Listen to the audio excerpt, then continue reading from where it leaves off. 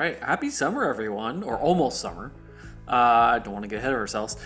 Blake Wright here, your Pace Podcast host with my trusty co-host, Jonathan Kihas. And welcome back to your Transition Podcast. We're super excited today because we have a special math talk podcast going on today. It's never too late for some newness in our lives, and what better time than right now? Exactly, Blake. I love all the newness, but math? Seriously? Um, I expect many of our listeners, probably have sweaty palms right now just hearing that word. Maybe there's some heavy breathing or some labored breathing, and any other symptoms associated with anxiety from hearing the word math. Whose idea was this? Well, I mean, first off, to our nervous listeners, let's take a deep breath, right? It's just math, right? And let's just keep on listening because it's gonna be really good. It's gonna be worth it, especially for those nervous listeners. And to answer your question, Jonathan, yeah, this is the vision of none other than our very own incredible Dr. James.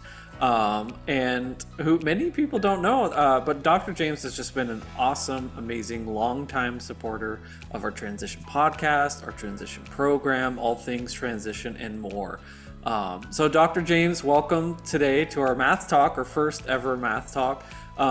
Thank you for all your continued support over the years for our program and our podcast, which in turn helps and supports our students and our families. Well, thanks for having me. I appreciate, being here. And like you were saying with math, for some people, it can just be a real downer. For others, not so much.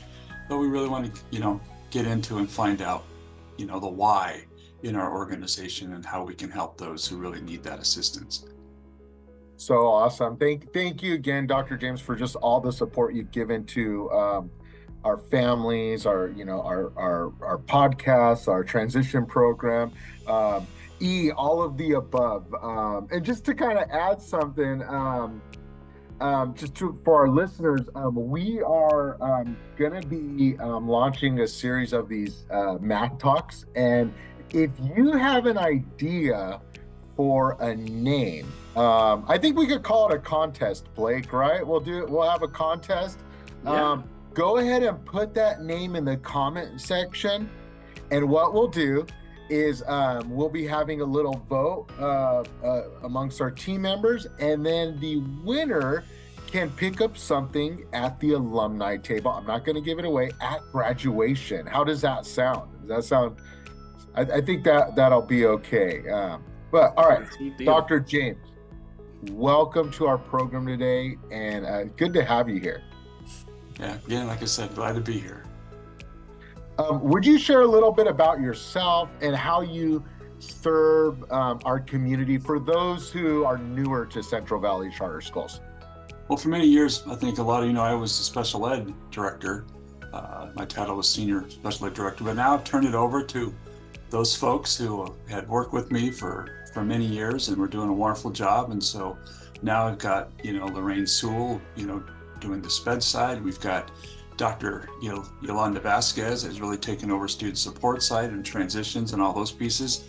So now my title is that I am the deputy director to the superintendents. So I do a lot of support work to help them, keep them up to date, but I'm also doing a lot of work in the area of data, really looking into our data and seeing how we can help our students and our staff, and to, we're always looking to be better. Even though I'm a USC guy, through and through, I'm a true believer in John Wooden, the old basketball coach at UCLA, who would say, when you're through learning, you're through. And so, we're always wanting to learn new things. And then also, I'm really trying to help out with the math side of the house, but also to help families, with math and help them find resources and things that they might need to help them down the road. To help their students and to even help them be, better math teachers. Wonderful. Thank you so much. Kind of as we mentioned a little bit earlier, Dr. James, you've been extremely supportive of our transition team and all things, but especially when you're a senior SPED director and as well as now and moving forward, just one of our biggest supporters. And so real quick before we get into our math, I just want to know, like, what would you say is maybe different about our transition program specifically? I would say, well, first off, I got to say we have the best transition department and program in the state of California, bar none, the best. Dr. Vasquez really took that as something that she really wanted to move forward, and we gave her, the space and the opportunity to do so, and she's built an extremely successful program to the point where it got us in trouble with the state because we had such great programs that other counties were wanting to called and said, hey, we heard about your program and we put the kids in. So it put us in disproportionality in certain areas because we had brought these kids on, and because of the wonderful program, we're not in trouble with the state. It's just one of those things where they wanted to know why we had so many students that were, identified in certain categories. And we just said, well, we brought them on. They came to us with those identifiers, those eligibilities. And because our program is so great, we've added a lot of kids, as you all know, to the program over the last few years because of how successful it is, what we do for kids. So again, huge supporter and believer in our program being the tops in the state. And to our listeners, I'm sure you can, if you're new to Dr. James, you can already tell he is a builder and a service guy. Everything he does for our families is certainly appreciated. I just this whole math talk got me thinking about an experience of someone ruining mayonnaise for me. And we all have that person or that event or that ruined that subject or that experience for us growing up. And I think I shared this story with, I think it was Dr. Vasquez recently. I had a friend growing up who could not stand mayonnaise. Anytime she would see mayonnaise or smell it or taste it, or if someone accidentally put it in her sandwich, she would just start gagging, and it was this very dramatic event. And it kind of ruined mayonnaise for me. In fact, it wasn't until a few years ago that I was like, hey, mayonnaise is pretty awesome. I could, I'll put a light or a little bit of mayonnaise on my sandwiches now. And but it took all that time. It took years to recapture a love and a like for mayonnaise. So I wanted to share that because that's kind of the heart behind the math podcast. Jonathan, I guess math could be like what mayonnaise is for you.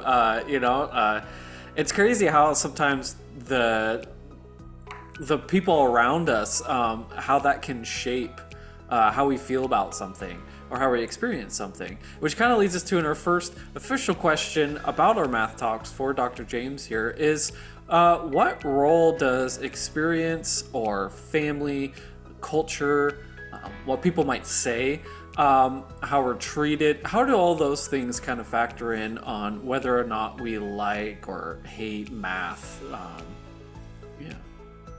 It's probably the number one key factor in mathematics. But that being is, in mindsets, if you go into something thinking you're going to fail, you're going to fail, and so that's what we see a lot in math because, we hear that, those family mores of, no one in our family does math well. No one has ever done math well. Don't worry about it.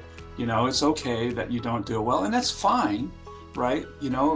But we got to break those mindsets. And, it's okay to say that, hey, I don't do math very well, but just because, you're part of our family doesn't mean you won't, right? Or you can't, and really taking that, can't piece out, because everyone remember, looking back on the days, right? Can't, what's in can't? What's part of can't? Can, right? So let's remove that part and we all can do math in our family. And it's just one of those things where when you go into it, it can be very difficult. But the problem is a lot of times in education as a whole, there's a lot of folks that don't do math well that are teachers, right? It's not their thing, but when you're teaching elementary school, that's part of your job, right? So they go in and we start teaching shortcuts right away, and the kids don't really learn how to do it properly. And so they come home and they're failing at it because they haven't maybe been taught properly, or what are those steps to success in mathematics. And so it's just a huge piece. And math is so important to a lot of things that we do and continue to do in our lives, from baking, right, to driving a car, and so it's a huge part of what we do, and it's not just something that you have to sit in a class and learn. So I think those family mores that we really got to touch on and find out, at a later time from the families, what are those family mores? What are those, beliefs, so that we can get in and really, really break them down. All the brain research says, I'll get nerdy on you here real quick, that if you do something 25 times wrong, it becomes part of your muscle memory. And now that is something that has to be fixed, right? It's just always going to be there. It's going to be hard to change what you've just learned. And so, again, it's so important that we're making sure that the kids are learning properly.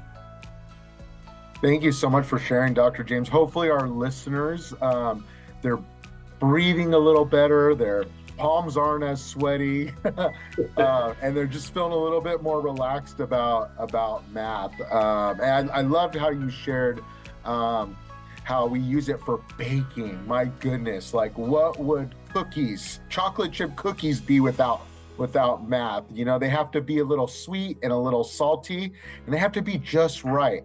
And math is a part of that. So I love how we're reframing the conversation. What is your message to those students who they're struggling to change this narrative? Like they hear you, but they're really struggling to change this narrative. Or how can they go about changing their mindsets? First of all, first thing that they have to understand, that it is okay to fail. All right, right away, it is okay. We just don't want to continue to fail at that same thing over and over. Dr. Joe Bowler, a professor at Stanford University, and started a program called ucube.org to really help in the math mindset pieces, will tell you that that's how the brain grows.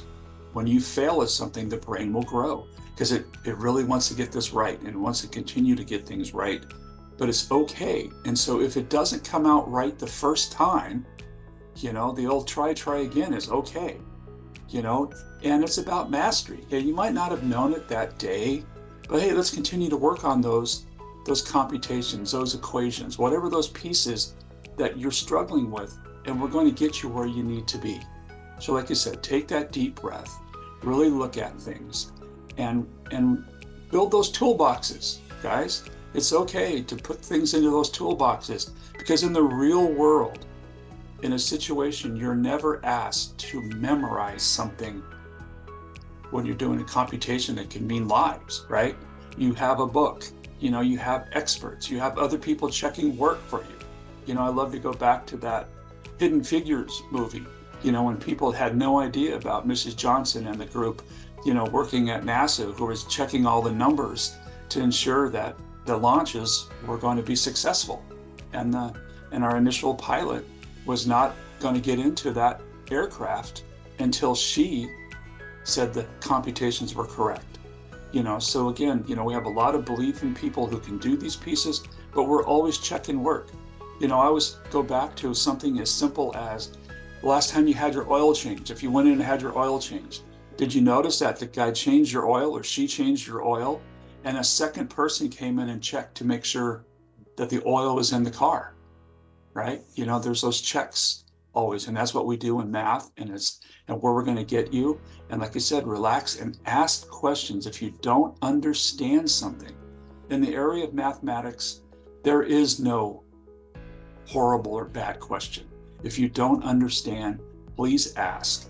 And we always ask the teachers, please have those opportunities in the classes for the kids to ask those questions, because like we talked a little bit before, sometimes In the old days in a math class, all you saw was the back side of the teacher writing on the whiteboard, or the old days, a chalkboard, and the bell rang and they say, okay, homework is tomorrow, right? And so again, giving those opportunities for the questions, but also making sure you're asking those questions is how you become successful and get better at it. I love it, and I'm sure both we and our students really appreciate those words of encouragement and those tips. And just kind of a follow-up question on that, Dr. James. What kind of support systems does our school offer, maybe, that somebody who has like really extreme math anxiety, like beyond just even, just kind of like, not my favorite thing, but actually needs additional support? Well, what people don't really realize, especially our young people don't realize, is that anxiety is a horrible thing to have at any point. I've had some people that I've worked with and have worked for me who have had extreme anxiety and didn't even realize it. When they went in to do something, they would just freeze up and couldn't do it. And so it's okay to talk to someone. We have counseling. Dr. Mitch and his team are a wonderful asset for our schools, but also we have, our ISTs might have some expertise. You have our virtual academy teachers. I've been in a lot of those math classes, especially the elementary classes, and they're wonderful. I've seen a lot of great stuff happening in those math classes and the questions that are being asked and how they're helping, and really helping the students of all cognitive different levels, from our higher end kids to those kids that are struggling not just with math, but with other subjects as well, and really answering those questions, and they're just wonderful about it. But so again, always seek help, and then also I'm good, offer, time, with Zooms that people want to come and meet with me and talk about it. I've had the opportunities, only had 7 parents so far, but I think I've really changed how they are thinking about math and how they can help their children. So we're also hoping that these podcasts will really open it up to more families and even kids who want to come in and have questions and ask questions, because like I said, anxiety can really, destroy what you're really trying to do, not just in school, but in life. And so if you feel those pressures and that anxiety, seek help, please. Thank you so much for sharing, Dr. James, and we just appreciate all the support that our school offers. Just a side note to our listeners, if you're like, wait, Dr. Mitch, who is this guy? I feel like I have extreme anxiety. How do I get in contact with him? You can reach out. Dr. Mitch is well known in our school, and you can reach out to a staff member, and they will be sure to get you connected with Dr. Mitch. So, okay, back to our questions, Dr. James. Kind of wanted to go a little bit lighter. Would you be able to share just a little bit about what makes math fun and awesome? Well, like I said, it's kind of a double-edged sword question, but I think it's a great question. Is again, in a past life, I was a police officer, and I was in the traffic division because I thought I wanted a motor for a while. And I had to investigate those real serious crashes, serious injury, crashes that were just horrible. But taking that aside, I got to use math to figure out how fast the car was going based on the braking skid on the road, right? I could tell how fast someone was going when they went around a corner, right, and hit something, or if they went off, a cliff and into something, all horrible, horrible things. But math is what we sat down and used to do it. Also, I had a great time, I'm an old baseball coach and building baseball facilities, and my students and my players didn't realize, how do you build a baseball field to make it square? You use a squared plus b squared is equal to c squared, right? You want to make sure the field's square, so you measure up, 3 feet, 4 feet, it should be 5, right? Go out 30, go out 40, it should be 50, right? Go out 300, 400, and it should be 500. And you build a field that way, and it's square. And, and doing so much really cool stuff and using math to really figure out a whole lot of things. And also those of you that love working on cars, right? Really knowing how to read math and have fun with that, because you have to know how to set things right in the computers these days and be able to make sure those pieces are there. But also just, being able to figure something out based on math. I mean, sitting down, and to me it's fun. A lot of people going, are you absolutely out of your mind? Maybe, I don't know, but I've always loved, doing math and figuring things out and really getting deep into it, not just the zeros and ones, doing computers type of things, but really looking at pieces, sitting there and trying to figure out, a baseball game average, right? All those things these days, baseballs and football and all your sports have become, they're all about analytics now, right? It's not the old days about this or that. They're looking at the analytics and they're really trying to figure out. And there's a lot of young people out there who are part of this analytic world. The Oakland A's were at the forefront of doing this. And there was a movie called Moneyball about it. And the young guy that they brought in to, come in and really do those computations and those analytics. How cool would it be to be working for an organization and telling them, this is the person you should be drafting, right? This is the person we need on our team. And I think, using those pieces to do so to me is amazing. It's fun, and initially the old guard was shaking their head going, no. But look what happened, right? It has become the law of the land in sports and in a lot of things that we do. Just coming down to, making something fun like furniture. You got to know measurement, right? You really have to be able to know that and be able to do that. Figure out the widths on the blades that you're going to need when you're, making your cuts in your wood and things of that nature. And so it's just, there's a lot of things to me that I think we can really get excited about when it comes into math, but also those of you that are planning on going to college.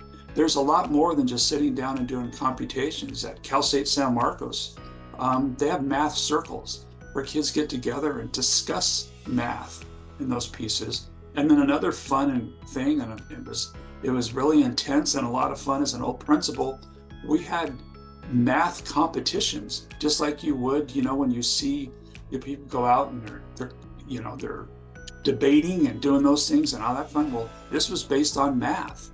And a lot of it wasn't just about computation. A lot of it was about, theory, right? And who came out with those theories and really looking deep and having fun with it. So I think there's a lot more out there that can be done with math, and it can be a lot fun, a lot of fun for a lot of kids if you just give it a chance. So like I said, what we're asking today is give math a chance, really give it your best. Ask those questions and it will become fun, and a lot more, I would say, easier to do as you get better at it. I heard a wonderful statement the other day, and I put it now as on my signature on everything that I send out. A coach at Duke, the women's basketball coach, made a statement where she said, it never gets easier, right? We just get better at hard, right? And when you read it, maybe that doesn't make a whole lot of sense, but think about it. It gets easier because you got better at what you're doing with the hard pieces in your life or in what you're doing. And like I said, it's that someone else comes into that situation. It's not going to be easy. They just got to get better at hard. And I think it's the same thing we need to do with math. Awesome. I love it. Yeah. And, math, I'm one of the few who I actually really enjoy math. I had phenomenal teachers when I went through school, so I think that's part of it. But I find it fun, like you're talking about. I love football and the statistics. I find it fun to count up each yard and try to figure out the total and then check my work and see if I'm right. Maybe I'm weird for that.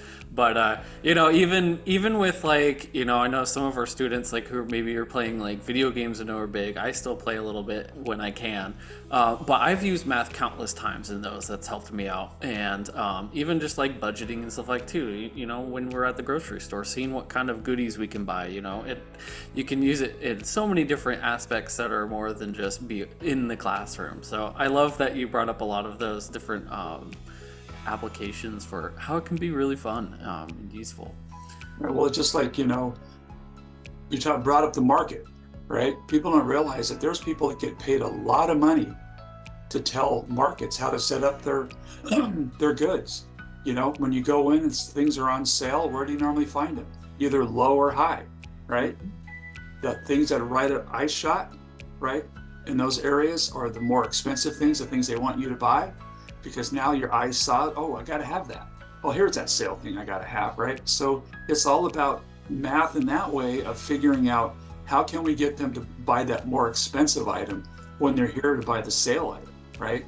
And there's people that figure all that stuff out for them, as well. And it's, I mean, how many times have you been into a market and you go in there the next day and everything's changed? I was like, it's not an aisle 4 anymore. What happened? Well, they decided that they needed to move that around to make a better profit. Mm-hmm. Awesome. I love it. So, speaking with all these amazing things, obviously there's so many more topics and things that we can cover with math. And I wanted to ask Dr. James, what can our students kind of expect, our students and families, expect from our math talking episodes in the future? Well, again, excuse me, I'm sorry. Really wanting to break down math from, into pieces, right? We really want to show them those parts, but also we want to show them all of the pieces that go into a good math lesson and what that looks like and so forth, and all the the differences between a lesson that is based off of steps to one that is declarative, that is you're trying to memorize things, right? Where in math it's all about the steps and making sure that you're doing them correctly, and also checking your work. But so we really want to break things down. Again, we're going to continue, I think, to kind of start with, if we can, some of those family mores, some of those reasons why, really trying to get deep into them, thinking about, okay, this is where it went wrong for me, right? This is where that gap happened, and really helping them to identify those pieces over time, because we don't want to just say, okay, get it all done in one quick, podcast, and then they're kind of lost. And so, like you said, really reaching out too as part of a name, excuse me, but also what about some episodes where they might want to see or hear about something in math, especially our students as well, and really building this program, because again, math is going to be part of your life no matter what you're doing, right? My wife was a cosmetologist, and so one of the things that she did was color. So when she would color someone's hair, she had to know how to mix the things properly so the hair came out correctly. So there's everything that we're doing in our work. There's some math involved somewhere, okay? And so really getting on into those pieces, but really breaking it down, and again, continuing with the mores and the myths, and really showing them how to continue to break those myths and those families where, because like I said, we can almost trace it back, like Jonathan did to mayonnaise. We can chase it, track it down to a teacher that maybe did something that it made it just impossible for them to continue to want or even try to be successful in mathematics.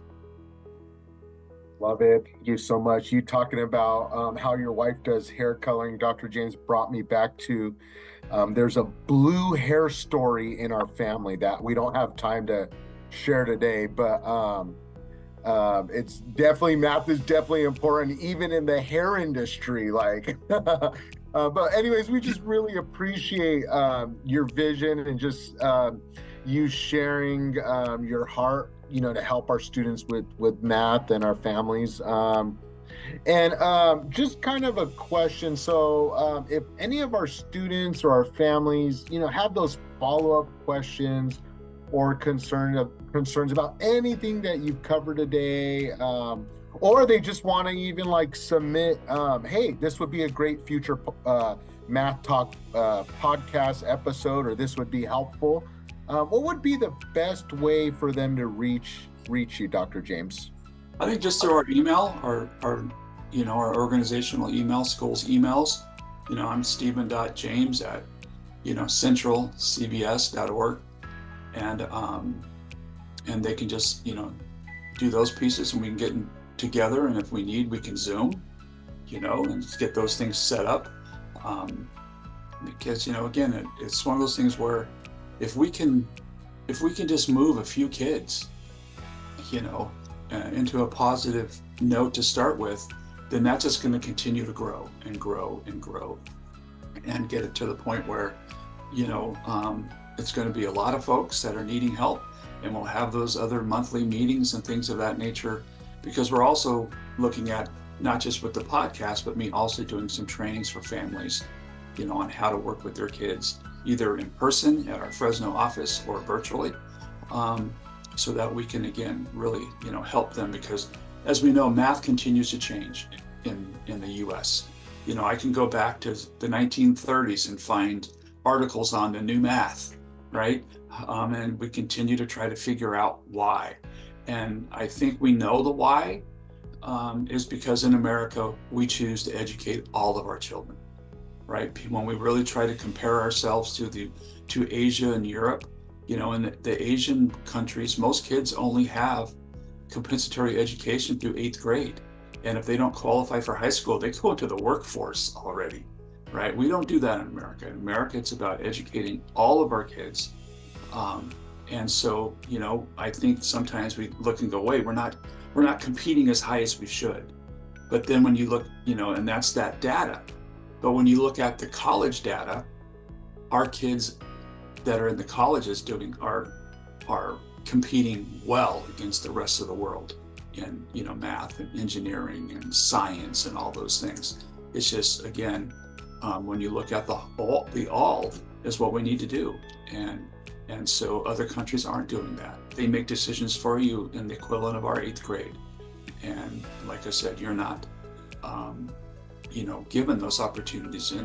In China, for instance, they have to take a test, and the folks that I know and have met, teachers from China, say that test is harder than our SATs for them to get in. And so a lot of their kids can't get into their, what they call 1% schools over there. So what do? They come to America and go to our colleges, right? Or come over here and go to our high schools, and so forth. And so again, it's just how it is, because they know we educate all of our kids.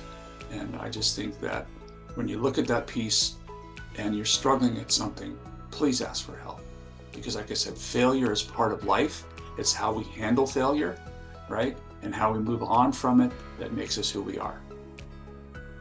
Awesome. And speaking of help to our listeners, we're going to be providing a lot of resources, in the future episodes. And one resource I'm super excited about. So we have a partnership with Fresno County Public Library. And Blake, would you share this resource for our with our families that they offer homework help in the subject of, drum roll please.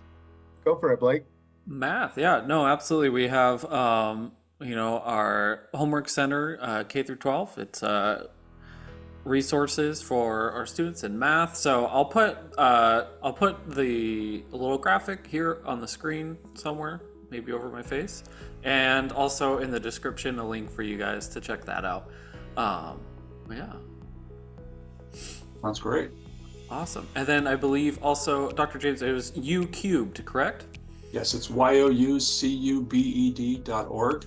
They also have summer institutes. Again, I'm not just plugging things to plug. I actually got to work with Dr. Bowler when I was a principal in San Diego. I saw what she did for my school while she was there. And so I've seen it with my own eyes, the growth that our kids had with those. And like I said, hey, go spend some time in the summer if you want, at Stanford. They have, like I said, the institutes. I think a lot of it now too, they're doing some virtual pieces, because they know for some kids it's very hard for them to get to Stanford, but they travel around doing everything, and not promising anything, but my goal is to at least see if I can get Kathy Williams her her number two, basically, that started ucube.org with her, to maybe come on our podcast and answer some questions for our families down the road. Amazing stuff. Thank you so much, Dr. James.